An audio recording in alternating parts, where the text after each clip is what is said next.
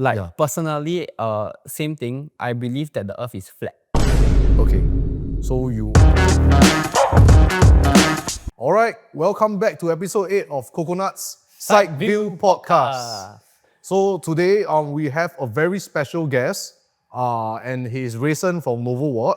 Yeah. It's also because we wanted to share more insights from the industry, especially EVs nowadays and renewable energies, where if you catched up with us on the earlier episodes, you also understood that we wanted to share more of such things with everyone, given that the market is also growing. And talking about the pros and cons of EV cars and stuff there, especially when they are growing in numbers.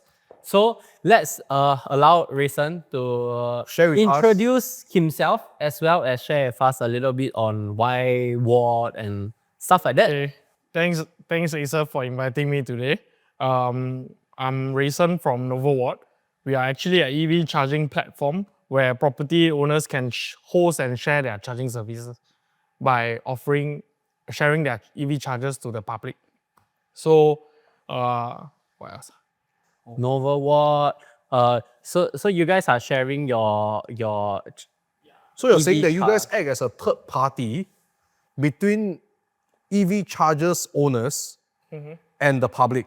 Yep. So think of us like Airbnb of EV charging, meaning if you have a charger and you would like to actually share this charger with drivers on the road and also making some money, you can actually lease your charger on our platform, set a price, your rules, your operating hours, then drivers can now use our mobile app to identify these chargers and come down to actually charge their cars. So in return, the charger owner actually earn from the offering these services to the public. Yep. So correct me if I'm wrong. You are talking about providing the software instead of the hardware. Yep. So the hardware can be ABC charger, can be DEF charger, Yep. can be any charger from homeowners, property owners.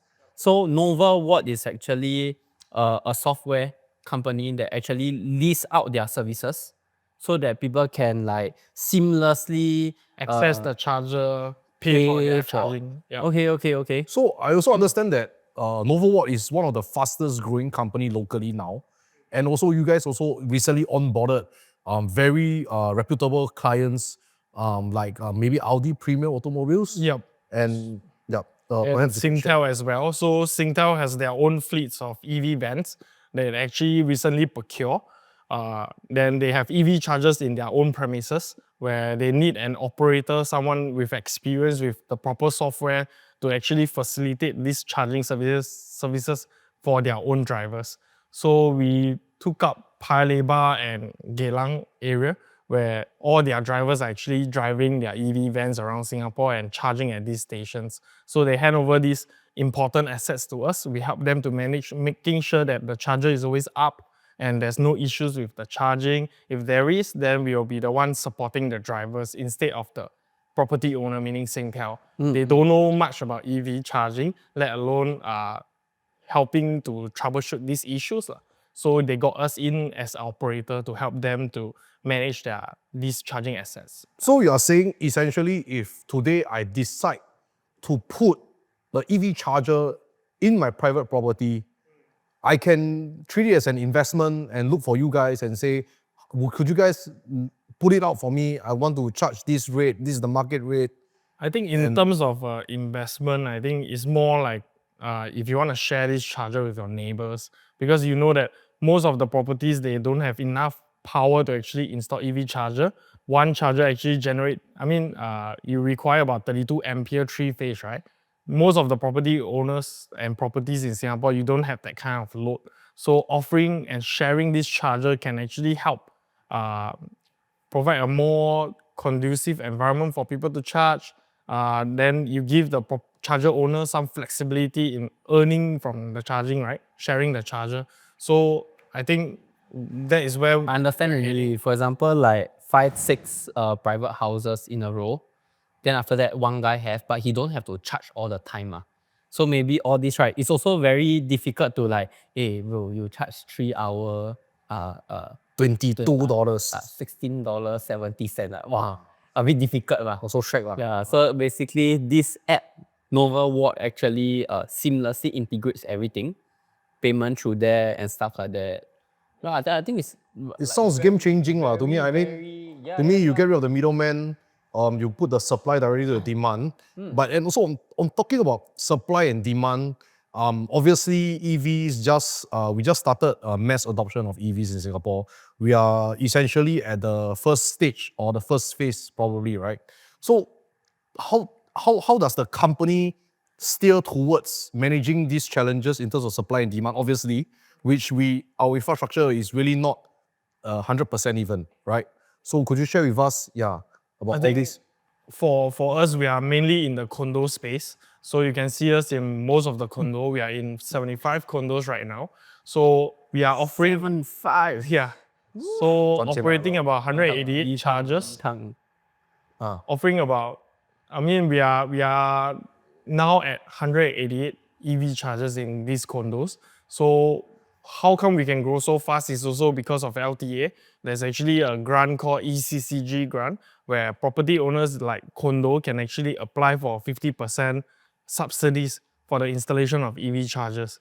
So that really helps us in terms of how we started this company, because you know that every EV charger is capex heavy.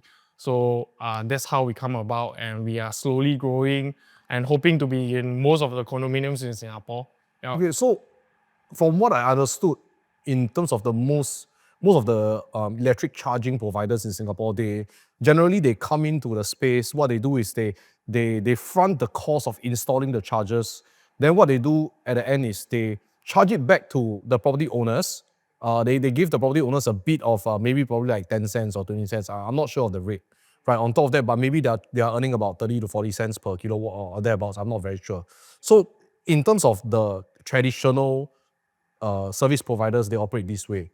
And yours acts as a middle person. So does that mean that your company and the traditional EV service providers are competitors essentially? Or I wouldn't even look at it that way.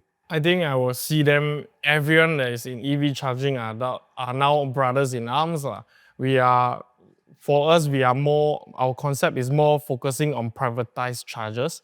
Theirs is more for public chargers. So in terms of like the government aim towards installing as many EV charger so that we can meet the demand later on, they are focusing mainly on destination charging, meaning in shopping malls, in office towers, they are installing 1 or 2 chargers as you can see. And for us, we are trying to round up the rest of the private owned chargers to actually help add onto the entire EV charging network in Singapore. So I think everyone's goal is very different, but their approach is still the same. And the end goal is still the same, to be able to hit the government goal of 60,000 public EV chargers in the public space, which is really needed if we want drivers to convert into EV cars now. Yeah. So basically, Rayson is a very helpful guy. In short, what he's trying to say is he's helpful. So actually, I thought, before this, I really had no idea what the company does. So I think that there's really a real gap that is filled. I think firstly. Secondly, I think they definitely they have a USP, which I think it definitely also gives them a very competitive advantage. That's just my opinion. I mean, to find out more, they can always just Google how to spell NOVA. watt.sg. WATT.sg. Watt.sg. So let's give then. So do check them out. Some Check them work out. to do. Yeah. We need to do the Yeah. Okay. WATT.sg. Okay. Sure. So I also have a very curious question. In terms of the current challenges, you mentioned that the LTA gave the owner some grant, etc. Of course, there will still be existing challenges, and also like what you mentioned, private property does not have enough amp, does not have enough load, etc. So, given all these challenges you have seen upfront, where do you see this landscape going down? Maybe 5 years now from now, yeah. Will we achieve the target of 60,000 and stuff like that? Are we on track? I think as for Singapore-wise, we will definitely hit 60,000 by 2028 or 2030.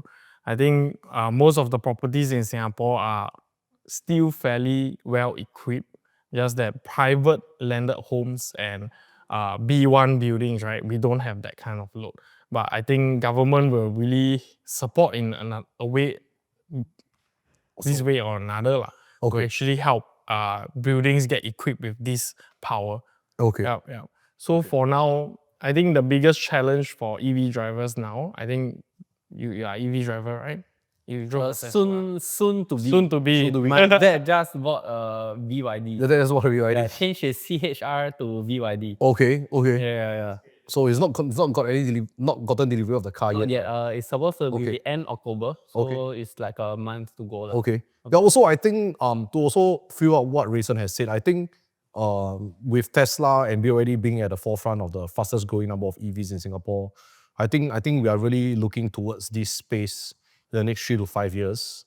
And of course, I think moving forward, we also have additional questions, right? Correct. That we wanted to check in with Rayson.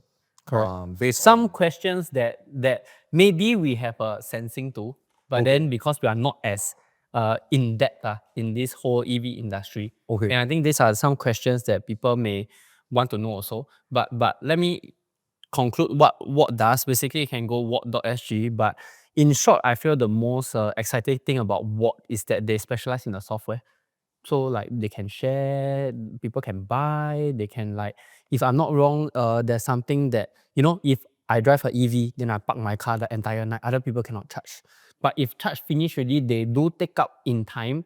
There's some rewarding, not say reward system in place, the panel that they have to pay additional because they are taking up the charging place and everything. So all this is in an app, in a software with all these kind of technological advancements. I think it's great. So, in summary, what is not just a traditional EV service provider.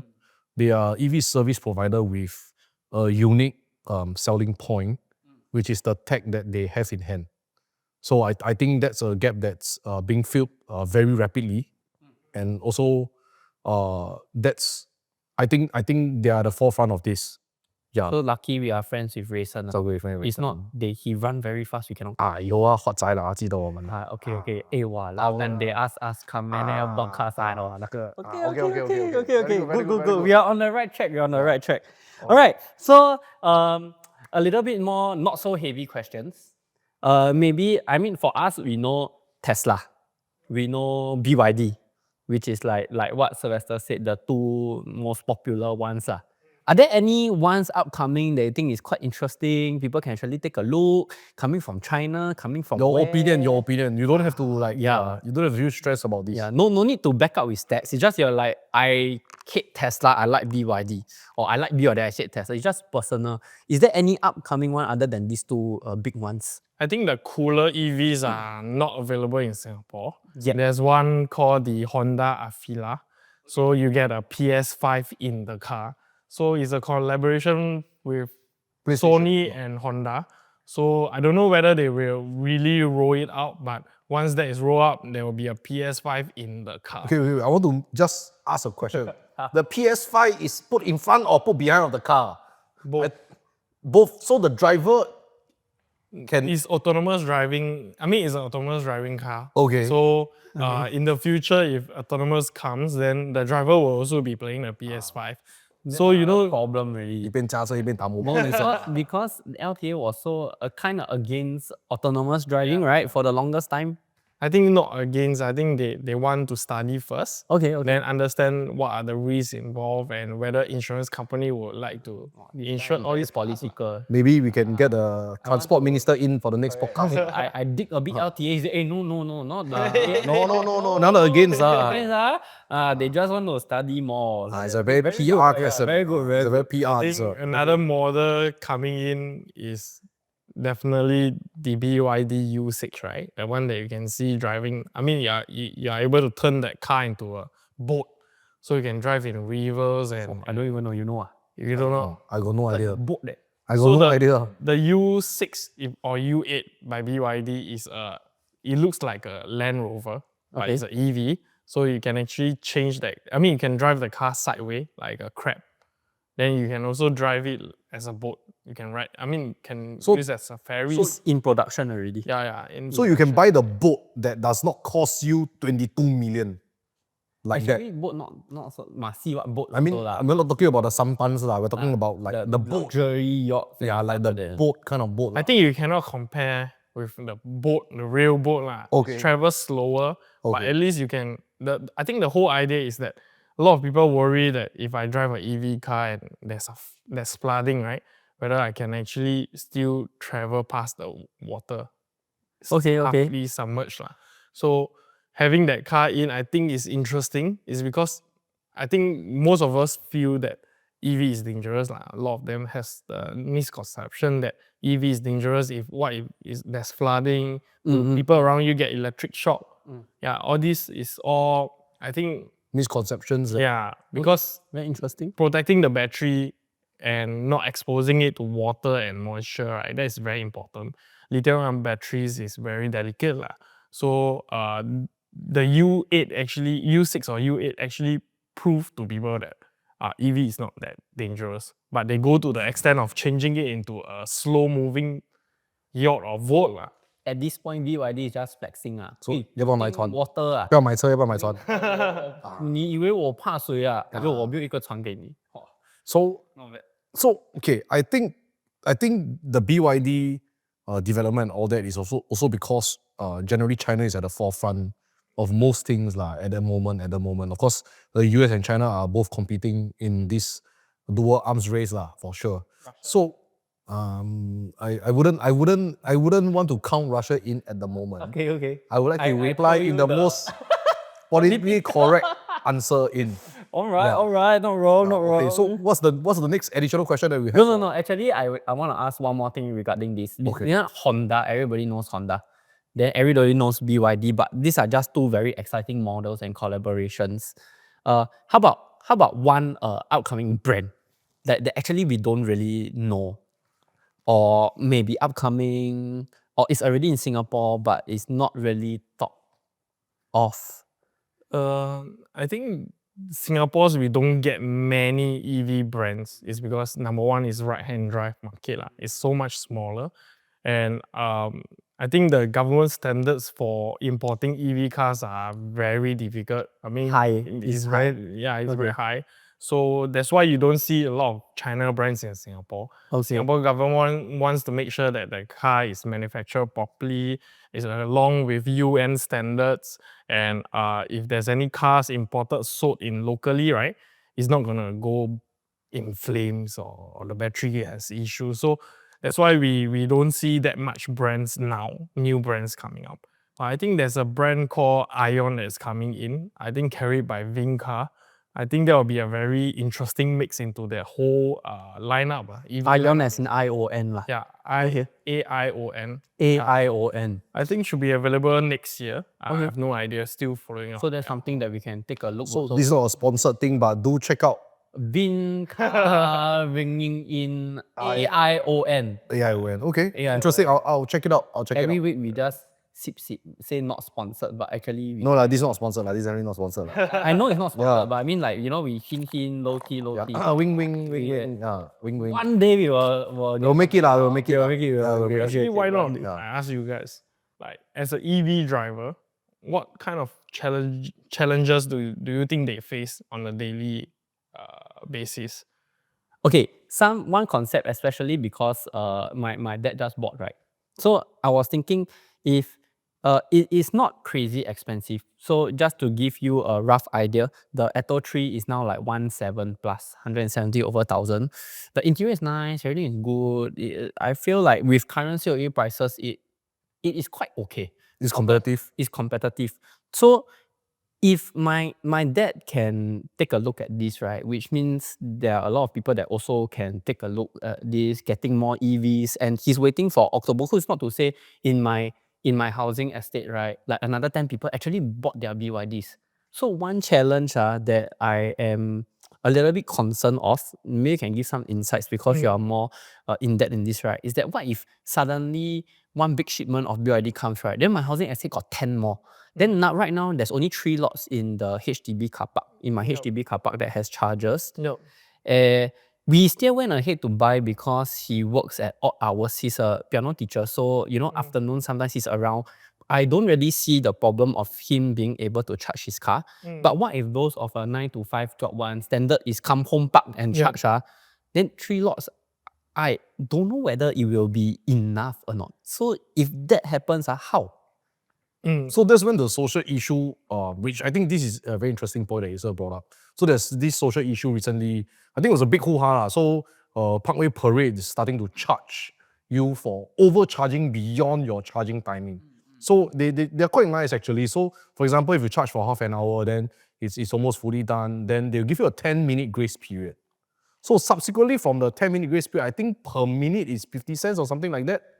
So you end up with So you end up with what, $30 per hour? $30 per hour for penalty fees if you are late for that 1 hour lah. And so also because I think generally the EV charging providers in Singapore, they try not to penalize users at the moment. Especially when they're trying to chiong for better infrastructure. But again, I mean, this is in a way the Singaporean spirit. So the reason why Parkway actually implemented this penalty, right, was because between 12 to 2, they gave free charging. So us being Singaporeans, we will go to the lot at 11:45 a.m. Yeah. So this is like absolutely the most Singaporean thing lah, of course. And so then I think they had to, they no choice, they got no choice, they had to announce, okay, we have to start charging a penalty if you charge beyond the minutes, and stuff like that. So I think this the interesting point is where Acer brought up, which is there are some potential social issues down the road. No, but I think like for, let's say, a shopping center, we call it destination charging, right? It is easy, like you go to the supermarket, you charge, then okay, my car charged already. 5 minutes, within 5 minutes I walk lah. But what I'm more worried about is that what if there are too many people wanting to charge it at home at a HDB? Then you have to implement the overcharging penalty also, I guess. Correct. Then if it's overcharging penalty, let's say people reach home at 10 p.m. Then the next day they work at 9 a.m.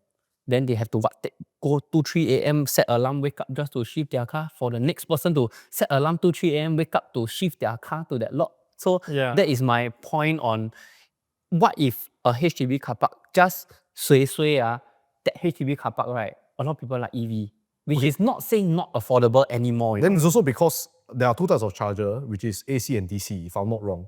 So maybe we can get Rayson to explain to us in the most simplest term the difference between AC and DC and this over-subscription of charging. Okay, let me answer the oversubscription part.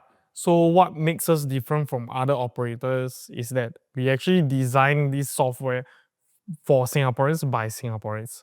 So we are also drivers. We understand that when there's not enough parking lots, people do fight, right? Somebody gonna park in front and behind. And all these are all what we call drivers' frictions. So here, what is different between Watt and other operators is that we develop our software to gamify it. So if you have 3 cars, 3 chargers, and you're the 4th car in line, 4th car in line, then you can actually join a virtual queue. You go to the mobile app, you can actually queue for the charger. So when one of the car moves out, you will receive a notification, then you can come down to move your car in. So this remove the need for you to ask your mate to put a chair downstairs, right? At B1 and wait for the car to move put a out. tissue packet there. Put in front Put the tissue packet there. Put packet one so they know it's not drop one This one, my lot. Okay. So this will really help with your situation when you have only 3 chargers and you have 3 cars and you have a 4th car. You can't be sitting at a parking lot, right? Waiting for the guy to move out, then you move in. So what if the HDB doesn't have Watt's software? So of course, knowing what Watt can do and being like, your friend, we will of course hope that even HDBs, virtual queue HDB, okay what? Anytime you can see when you're queuing, when you can charge ma. But what if HDB, that particular HDB doesn't have Watt services and it is oversubscribed? This is something why I insist on asking, and why I want to ask is that it was quite a big concern before we bought it. And it's 170,000 item to buy essentially. So and also I believe that if any viewers looking at these episodes, if we cut out snippets and stuff like that, they would really want to know hey, I want to buy now, but my house already got 8 already, only got 3 chargers. If more people buy, how? Is there any news on your end that you know that they are actually trying to increase, or how are they coping with it now? I think for now, the government wants to have as many locations, charging locations as possible. Then for HDB wise, because um, it's just the initial phase, right? We are installing 3. Most of the operators installing 3. There will be a lot more coming up. So it depends on the demand and the usage rate. So I believe that the operators will definitely want to install more if Slowly there's down. really demand for these chargers. So I think yours is very unique, and I hope that I can one day actually manage your parking lot, charging lots. Yeah, so but that's not evident in every HDB. So, but let's say if the charger is a DC charger, right, which we are about to come to the part correct. where he's gonna explain the differences. So, if it's a DC charger, then we don't really see the issue happening. I'm not Because too it's sure. fast. Yeah. Yep. Is it? Yeah. For DC charger, usually people spend like 15 minutes all the way to 45 minutes per session. So in shopping mall, initially operators installed DC charger, but right now there's more and more shopping mall asking for AC charger. The reason is simple. Why do shopping mall wants to provide EV chargers in their already crowded parking space? Is to actually provide convenience for the drivers. But it's actually a double-edged sword lah. When you want to go for grocery shopping, how long do you usually spend there? Like an hour, and you still need to loiter around buying pet food or whatever. So we spend about 1.5 hours to maybe 3 hours in a shopping mall. So having a DC charger is like, I Overkill. charge for 30 minutes or 20 minutes. Then the app tells me I'm fully charged. I need to move out of the parking lot. So it actually creates some anxiety for the shoppers. 买 pampers 一般要跑出去了 bro 啊，不然有那个1分钟5毛 bro 啊，买 pampers 一般跑出去了 bro 放那个 trolley 在一边。等一下啊，sorry 啊 So bro， that him, 如果你落晒, it will be an expensive shit. Yeah.如果撈晒咧有點貴啦，冇貴冇電冇變啦，冇變啦 But I think right now most of the DC chargers they don't come with idling penalty yet lah. I think only Keppel Vote does that. So for AC and DC, why AC takes longer, I think I can share with you. So AC is just a regulator. That charger is not a charger. We call it the EVSE, supply equipment. So the real charging actually happens in the car for AC charging. The car itself there's a converter, is an onboard charger. So our AC charger actually delivers power based on what the onboard charger wants. So that's why you bought the BYD, right? The onboard charger, if I'm not wrong, is 6.6 or 7.4. If you see the charger rated at 22, right, you are still charging at 7.4. So it's a lot safer, it's a lot cheaper to install, and relatively most of the chargers now charge your car fully by 7 to 8 hours. For DC charger, the charging actually happens at the charger level. That's why you can see that the DC charger is a lot bigger. Yeah, because there's more components needed to convert that power directly into your car battery. So it's a lot faster when you bypass the small onboard charger in the car. So that's the difference. Why is it fast? Why is it slow? Depends on where you convert that power. So before today's episode, right? So obviously we will send the topics earlier, right? So I read something interesting that that Rayson brought up that made me thought of what I read about. So I read about why will electric vehicles be at the forefront. So very interestingly is if you are using a petrol vehicle / diesel vehicle, right? Generally only 20% of the fuel converts to energy. 20 to 30% max, right? For electric vehicles, the energy that is converted is about 70 to 80% that has been converted to operate the vehicle. So essentially, the efficiency is almost triple the efficiency. And on top of that, I'm not sure if this is a bit too much, but I also read that recently there's this more interesting thing called the V2G. So it's called vehicle to grid. So basically what it does is they say that, you know, the used battery, correct me if I'm wrong, Rayson, because I just read this up. So if you actually charge the car, the power that goes to the battery of the car can be used to be stored and power other things. So maybe you can explain a bit, from this. Okay. Yeah. So V2G means vehicle to grid. So we take away grid first. We talk about landed homes with solar panels. A lot of the houses nowadays have solar panels, right? But they don't have a battery pack because battery pack is expensive. So when it comes to night time, maybe from 6 p.m. to 11 a.m., right? I mean to the midnight, right? There's no storage of energy. So you are still buying off the grid. So for V2G means that you are changing your car, that battery pack, into a storage equipment. So whatever you save from your solar that is generated, you don't directly go to the grid, you go to your car battery and it stores up. So at night, right, you can actually use that car battery to dispense the power to your house. Then you can power anything else. So it's called a bi-directional charging, means your car actually charge from your house, right? Available And- now. Available now. Not Right advanced yet? now, Soon. only Nissan Leaf has it, and Kia in the future will have it. So it's still a concept, but some operators in Europe has already been practicing and exploring this. So for now, I think ComfortDelGro are also looking into this. But I can buy the EV car, but I cannot afford the landed house. That's exactly what I want to say. So I I think think- for now, we need to. For now, I need to think of how to buy the landed houses. So in Europe, right? Because power prices are very different. Meaning in the day itself is maybe cheaper, and night is more expensive. So having a smarter charger with a better software like ours, you can actually schedule your charging. So in the day you charge at a cheaper price. Then at night you can actually take that power and power your house. So overall you will really save a lot of money from just timing your charging and delivering that power Okay. from your car. So now we will ask him the $1 million bomb question. Okay, I think before we ask him the $1 million bomb question, right? I think we'll ask him the very Harvard question. Harvard question. Okay, Harvard question. So I discovered the secret to unlimited energy. Really. Uh-huh. So basically, you imagine if your solar panels or your battery pack is powered by both solar energy and wind energy. Okay. Which I'm not sure if it goes hand in hand, but I'm quite sure because since we are on the macro topic of renewable energies, right?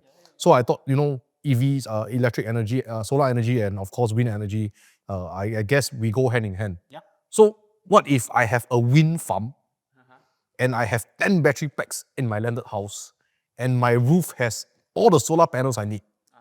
Does that mean that I have unlimited energy or not? Unlimited clean energy. I mean, like, I don't have to pay the electrical tariff anymore because, and I can buy like 5 Teslas and just charge. Okay. Does that, I mean, essentially, because the misconception is that, you get to power everything, but the answer is no a lot of times. The solar panels, etc., probably power 50% or less of the house. Then the wind energy thing is also very subjective, whether there's wind and whether there's seasons and all that stuff. Yep. So I'm just like curious, like, is this the Harvard question. is this the route to unlimited energy? Actually, the answer is yes and no. I mean, yes is because you're This not guy a bit too political. you're not paying What for- yes and no? Oh, okay. Come, Okay, come, so- explain. So yes is because it's actually free if you were to install solar panels and they collect that power, and same goes for hydro and wind, right? So right now, if you have solar panels that is vast enough, you have so many plates enough that you can power all these batteries, then definitely is a yes. But why no is because your solar panels, your wind turbines, right? You need to maintain you need to pay for maintenance, right? You need to clean and you need to replace old panels and all. So all these are still costs. So it's not free. You are paying for the equipment to get that free energy. So that capex is still a cost to you. So it's not free. So unless you are rich, you cannot really afford to indulge in the clean energy world I cannot really think of that, right? of Because- unlimited energy. Yeah, I cannot really think of that because me to a private house, a little bit too far now. I can buy the EV lah, but I definitely cannot buy the landed house lah. Only can imagine. The HDB already more than the landed house sometimes lah. Cannot lah. So actually, I have a few landed home clients who bought EV chargers from us, and they actually have like huge panels, solar panels at home. So I've seen their records that they are not paying for the electricity for their own Tesla, because it's all powered by the solar energy. Wow. So they still have access, so they still sell it to the grid and generate some revenue from there. Oh, wow. Okay. Yeah. Oh, wow. But I think Singapore, not everyone has a big house with a big roof for you to install so many solar panels.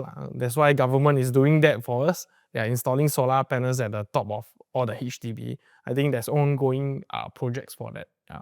So what's the $1 million dollar question you wanted to ask? Can this solve global warming? Can this solve global warming? Okay. No, because why I suddenly think of this, right, is because you are telling me the solar, all these can go to the battery. The battery really can power the house because it kind of stores the battery for your night use and stuff like that, ma. Okay. So just assuming that the solar panel can 70-80% power the house already. Then after that, got a little bit of excess, go to the battery. Then if there are a lot of houses, HDB, whatever, Europe does it, US does it. Okay. So I remember a very interesting statistics talking about global warming and emissions. So in the US, right, if everyone converts to an EV, right? It's not based on that stat. So the stat is that currently 30% of emissions from the US comes from transportation. So which means if we can essentially impact 50% of the transport supply, or the 50% or more from there, which means essentially the US itself is 15% of emission gone. Well, that was a very interesting data that I remember. Is that sufficient to improve?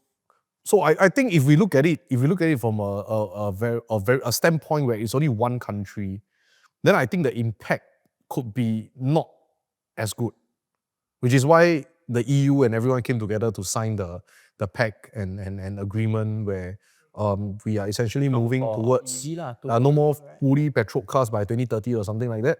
Yeah. So maybe Rayson can share with us a bit more on this. Yeah. I think global warming is a very huge topic. I'm a bit joking, by the way, because nobody has the answer to how do we stop. No, but the truth is there are theories on both sides. Like there are people who think that global warming is a scam.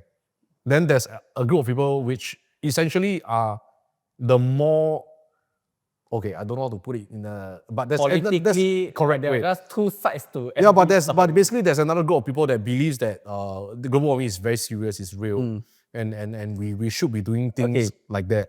Personally, same thing. I believe that the Earth is flat. Okay, so you wow. What's your reaction? No, what's your you see me in different light. I'm not sure, but I think our audiences will take offense to it. I'm joking, by the way. The Earth is round. Yeah. The Earth is round. No, then there are people who will think that the Earth is flat. They will take offense to what you say. Okay. Yeah. So you have to be neutral. The Earth may be round or flat. Okay. Can? Okay. So maybe let's get back to the topic on recent. I think the subject should change to if Singapore wants to be energy independent, means most of the electricity that we generate comes from burning fossil fuel, right? So the government wants to install solar panels in all the HDB and all the common areas and public areas so that we can actually be less dependent on oil, right? So I think for us to go entirely green to help with the climate change, right? I think it's a bit foolish because Singapore, our land size is so small. How can we generate enough solar? And solar energy actually really focus from 11 a.m. to about 2 p.m. in the whole day, 4 hours to 5 hours in the whole day. So how much energy can we harvest from solar? It's not that significant. So I think helping with global change, I have a good question. This year 7月 is hotter or last year 7月 is hotter? This year 7月 This year 7月 is hotter, right? It's hotter. So when you go to Batam, Bali, or whatever beach area is also getting hotter and hotter. Oh, you remember last 我刚刚 year 从巴黎， 7月我刚刚从巴黎回来，很热 bro， No，那问题是热 bro， 真的7月多热，你记得没？感觉咯。很热没有啦，真的来一年比一年热啦。The truth is that 啦，来哇一年比一年炎这样啊，哇去哪里都流汗重啊。 So I think global warming, I think you feel it for yourself. Whether do you feel hotter and hotter every year? Like Thai also in Bangkok, a lot of people got heat stroke this Your year. favorite right? country hor. I definitely feel that I'm hotter lah. Yeah. Is You're your favorite hotter. country Bangkok, Thailand? I feel that I'm hotter You lah. are hotter Yeah. because of the gym? I think I feel that I'm hotter lah. That's all I will say lah. Okay, so Yeah. we 自由发挥啦. Yeah. Think what we want to think lah. Yes. Okay. This is So the best. global warming, you think is real or fake? I think it's real lah. I think it's real also lah. Yeah, I think it's real absolutely lah. it's real. You just feel it in your Because No, but Donald Trump doesn't think it's real. Donald Trump He literally on TV said that global warming is a scam. Donald Trump is Donald Trump. No, I Okay, so the reason, right, is because the people, they feel that this is a conspiracy. The people who are hard fossil fuel and petroleum, right, they feel that the people who are pushing renewable energies are against them. So it's basically two theories of different groups fighting against each other, essentially. But of course, I'm not saying that I'm taking with either side or what, but essentially, this is what is at hand lah. Yeah. No, I just think that fossil fuels is like formed over years ma. So we put about weather and global warming aside, right? There's just an end to how much they can form because it takes so much time. So if we are burning at this rate, which is an increased rate, accelerated rate, there will just be a time whereby it runs out lah. So that is my take on that lah.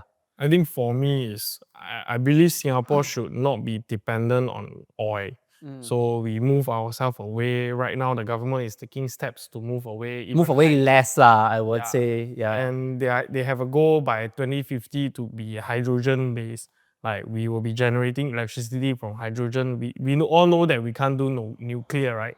Too dangerous for us. So hydrogen based is also a way to move away from oil.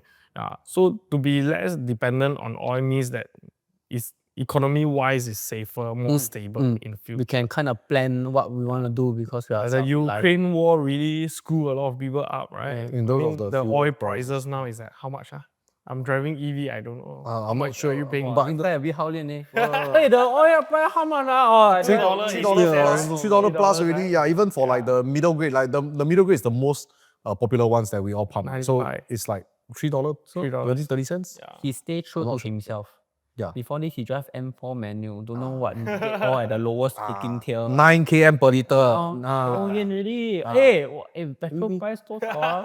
我不知道bro， 我不知道。 But 它 low key 的啊，bro， 我驾 EV 啊 ，relax 的。 He slot in. He didn't think we will flag it out, but we flag it out. We flag it out. relax 我 drive EV. I can't GTS. You think every day he drive past see the Shell there $3 plus you don't know man? Every day drive past confirm see one. Sneaky one this guy. Okay. Alright. Any more additional questions? Last one.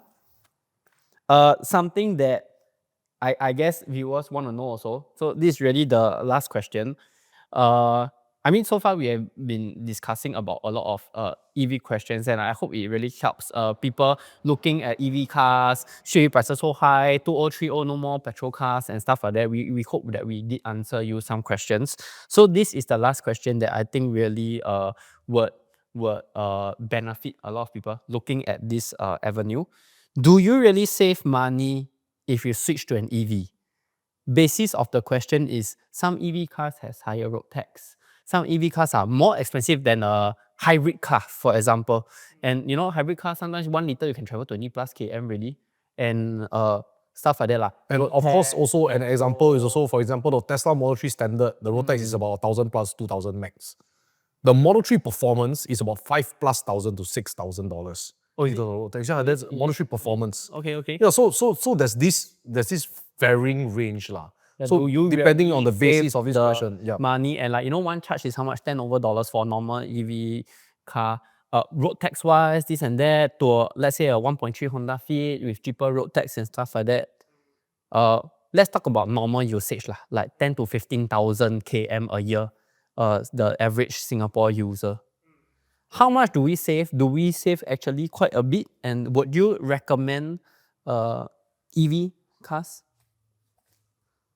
What a dumb question. Obviously, I will Okay, support we will EV. recommend lah. So basically, the okay. point is like how much would we actually save? Yeah. Yeah, if we go to E EV. So if you are driving EV and you are driving 1,650 kilometer per month, you'll be only spending about $150 to 200. But if you are driving ICE or diesel car, right, you are spending about $600 to $700 per month on fuel. So if you convert that to 12 months, then it's significant. You are saving about 5,000, 4,000, depending on how much you drive. You will definitely see that savings from just fuel. Then next is actually the car price. From December onwards, meaning January of 2024 onwards, there will be petrol and EV car. I mean, petrol and diesel car will be heavily penalized based on the VES scheme, meaning the rebate system from government. So, like you look at C class, how much is a C class now? 310. Okay, a Tesla Model 3 costs you about 250K max. So just on that, you are saving about 60 to 70K comparing both cars. So other than the fuel saving, you are talking about like overall car price from next year onwards. Then C class and Model 3, actually the O and V is about the same. Yeah, it's about the It's same. about the same. Yeah. So if you take that into consideration, then definitely the buying an EV is a smarter choice lah. Cheaper fueling and the car price is cheaper. Okay, I was scrolling my phone, I was checking out SG Carmart. So I was just curious how much a Taycan 4S road tax is lah. So a Porsche Taycan electric 4S road tax is about $7,200 a year. I mean, of course, you get 663 horsepower lah, and 0 to 100 in about 4 seconds or less. So assuming that the Taycan 4S is 7.2K, then the Taycan Turbo S or the Taycan GTS is definitely going to cost more than that in road tax. Right? So does that still make sense, essentially? I think if you're looking at that kind of price level, right, then it's no longer about the cost saving. It's no longer about the car price. It's more towards the personality of the driver lah. So actually is 我们没有钱啦。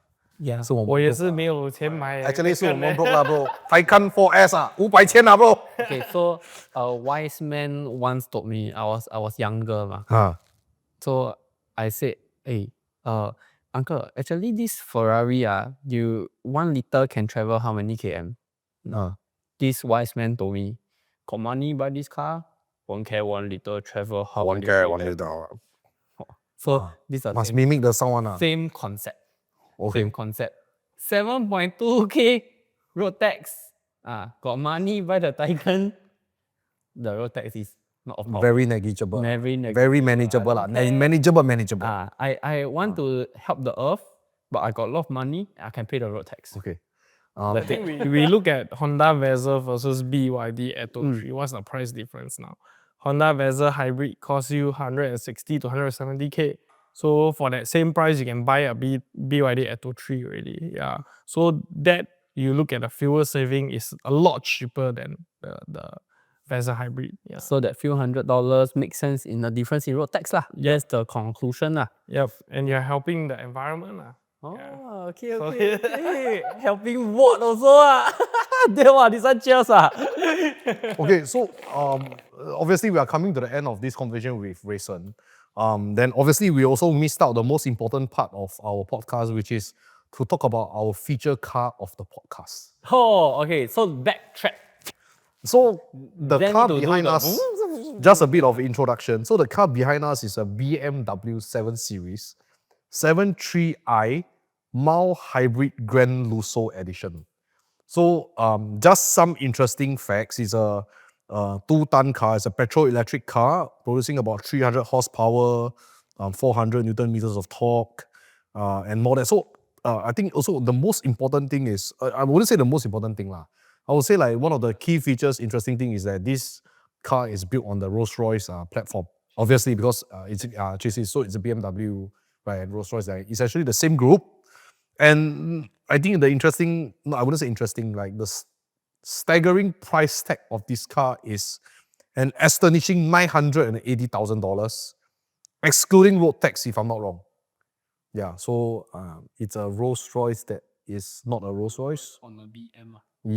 I guess so. Also, very interestingly, is what we are doing for this car is that we are emulating a two-tone, a Rolls Royce two-tone. So we wrap this blue below. Yeah. Then this is the original color. Yeah. So the most interesting thing of this car in the last few days that we have discovered is, firstly, the auto door handles lah. So if you have the remote control, all you have to do is you can press the button. You can press the circle button on the car, and the door opens up. Then when you sit in the car, whether you're the driver or the passenger, all you have to do is wave the door like this, and the door automatically closes because of the sensors.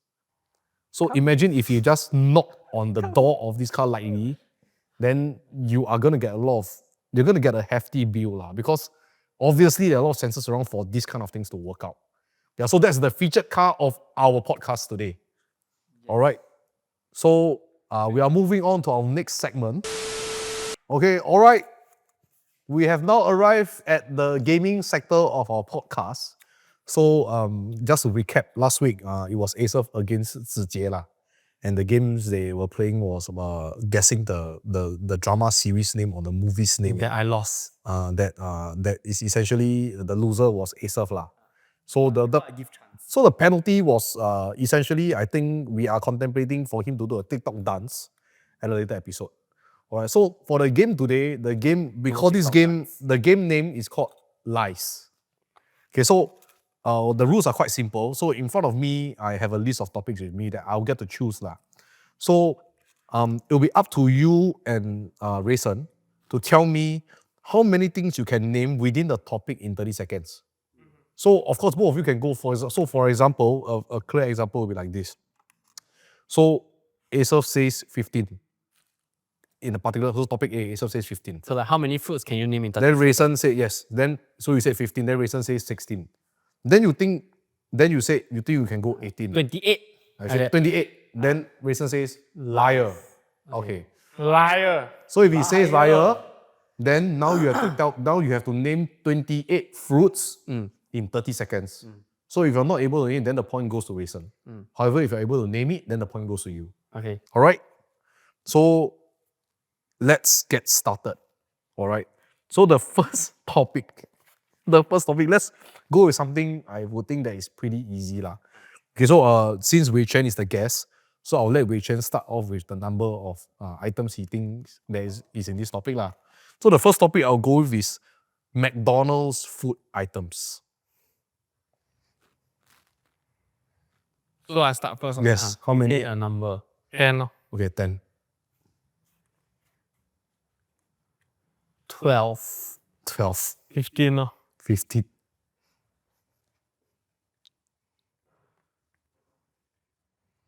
16. 17.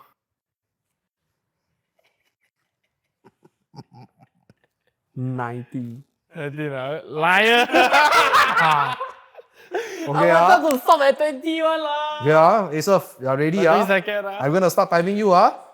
Ready? 3, 2, 1, go. Filet-O-Fish, double Filet-O-Fish, McSpicy, double McSpicy, cheeseburger, double cheeseburger, spicy nuggets, nasi lemak burger, Big Mac, That's 10. Sprite, Coke, Oreo, Fred, McFlurry, chocolate sundae, strawberry sundae, the 50-cent cone, sweet corn ice cream. One more. Apple pie. 19. But wait, nugget then spicy nugget. Nugget and spicy nugget, two Okay, different things, right? You choose. I think I have to allow that lah, to be fair lah. It's really two Hey, different I things. wanted to say, 味道真的不一样啦。最后一个。 I wanted to say 6 piece, 9 piece, 20 piece nugget. So he almost made it 0.5 second only Consider. Actually also consider. 是没有错的bro。对，可是我 Curry sauce, barbecue sauce, give 当然完了。 a little bit. 你讲 McDonald 的 napkin 我不会接受啦。 Okay. 我 fair 的 bro， 我 fair 的，这个没有 bug 的。 2 second 去玩流程。19 scary. 19 is scary. Okay, so the first point goes to Asaf. Alright, okay. So now this is the second topic. We will start off with Asaf. Okay. So the second topic, okay, so the second topic that I want you all to go with would be EV car models. Wow. How many EV car models can you name? Not in Singapore only. Not in Singapore only. 6. 6. 9. 30 seconds. 11. Okay, 11. Okay, before we continue, I want to say first, once we say Porsche Taycan, it's 1. If you say Porsche Taycan GTS, it does not count. I already say already. Model don't count. Variation don't count. I say already. Yeah, let me Porsche Taycan is Porsche Taycan. There's no Porsche Taycan GTS or whatever. It's only Porsche Taycan. Let me think. Okay, 11. No, 10. 10. 10. 10. 11. This guy what like that? Come, Well, give me leh. 你要教他了不？ do I have 12? Do I have 12?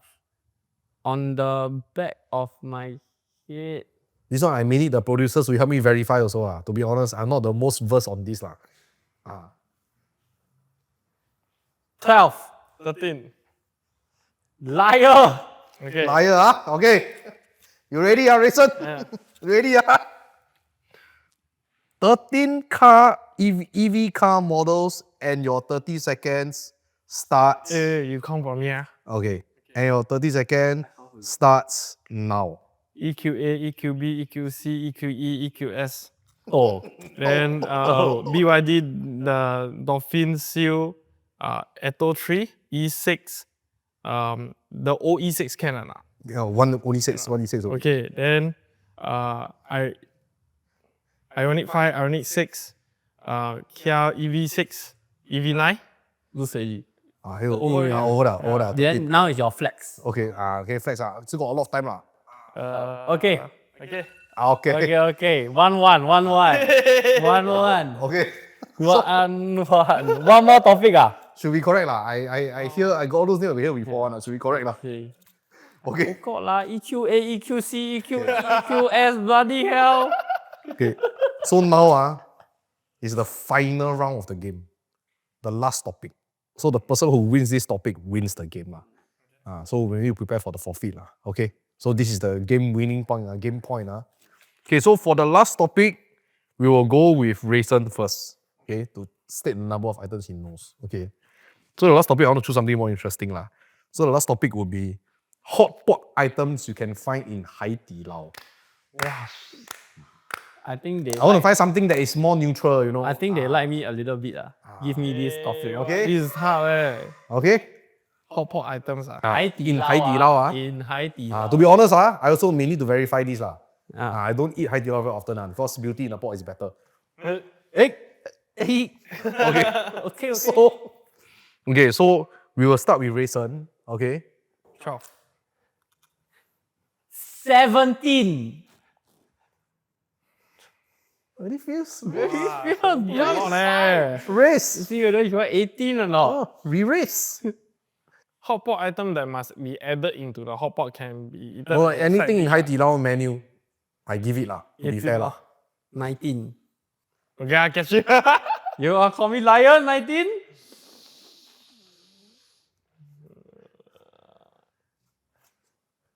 Re-race. Hard really hard this one. But I think it's something quite daily so I thought it would be interesting. 20 哦， 21. 真的咩？Can be eaten at the side 啦，no need to put inside the hot pot 啊。 Can be anything Okay 咯 in the menu. 21啊，22哦。 Liar!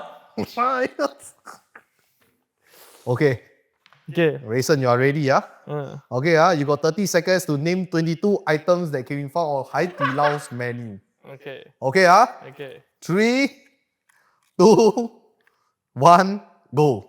Quail egg, normal egg, egg noodle, rice, bee hoon, the white bee hoon, prawn, crab, fish, pork, beef, chicken, tauki, pause. Scallop, frog. Wow, hard leh. Okay, your 30 Okay, seconds okay, are up. okay. Okay. cannot even do 17. Yeah. Okay, so Rayson got 14 out of 22 Actually, lah. the fish got red grouper, got bonfire.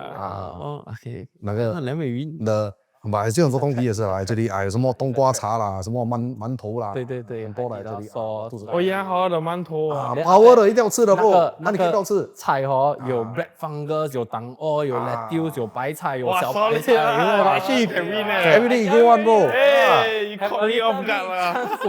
他23，你救他，有机会赢两个，有机会啦，有机会 try 啦，给他 bonus。有机会啦，你要猜嘛？不用，现在不用猜啦，flex 一下而已啦，like just to show them that you know your shit 啦。一点点了。 OK 还有那个 beef 哦，有海底捞 flavored beef，哦，还有 US 的。 OK 啦，you win 啦，我是 beauty in the pot 的 bro。OK。Alright, so that's it for the game segment, Okay. and see you guys. Bro， 有水有油的 bro。So 哇 it's ，bro， just a little gesture 哇 because usually we give this is like the previous love 嘛。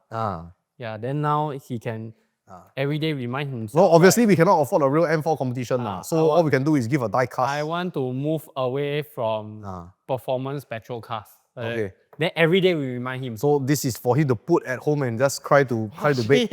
Yeah. So this is a thank you gift for Rayson for coming on our thank you. podcast. Yes, And, and that also sums up Coconuts episode 8 of our Side View podcast. And we hope to see you in the next episode. Yeah. Yeah.